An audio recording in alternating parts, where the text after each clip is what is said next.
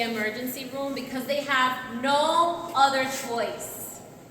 It means that they were suffering in pain, silently many times, dangerously taking home care remedies, not really knowing what the problem is.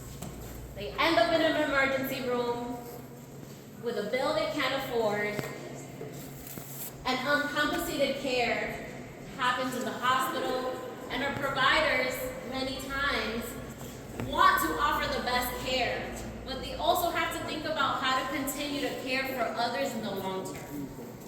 And it's really unfair that we have so much money to offer coverage for undocumented New Yorkers that would benefit our safety net hospitals, our providers, and it would save the state over $400 million, all by offering people health insurance coverage. So we are here to demand coverage for all. And next we're going to hear from Dr. Betty Kolod, Physicians for National Health Programs. Good afternoon, everybody. Good afternoon. I'm Dr. Betty Kolod. I'm here representing Physicians for National Health Program, which is a group of thousands of physicians across New York State that are fighting for universal health care.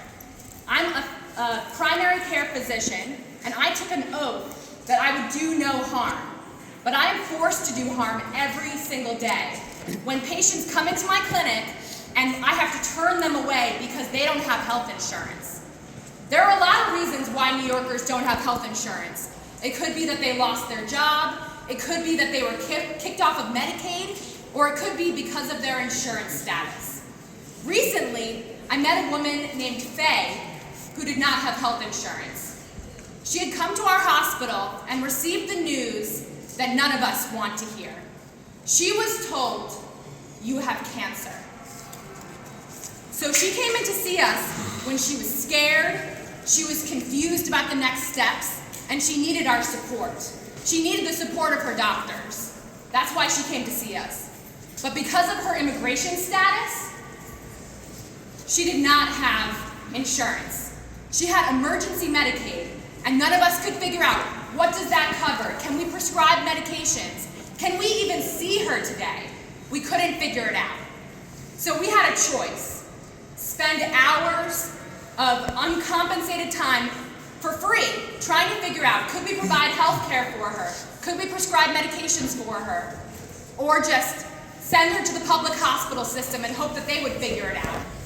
So I spent 2 hours trying to figure out what we could do for her. I looked for patient assistance programs. What could we get for free from insurance companies? What charity care would our hospital provide?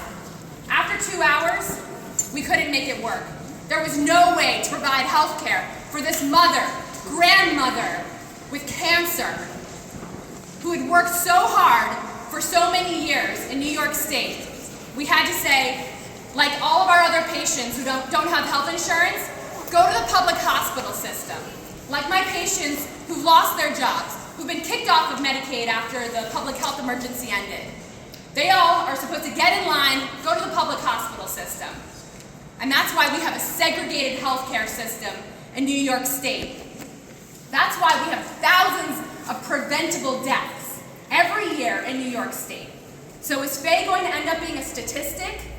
Is she going to die of her cancer that could have been cured in our hospital? I don't know. But if she lived in Colorado, if she lived in Washington, she would have been able to get the health care that she needs. I would have been able to do my job and provide that health care. So Governor Hochul, let's join other states that have done the right thing. Let's accept this money from the federal government. Let's accept this 1332 waiver and expand Medicaid and achieve coverage for all. Thank you. Yeah.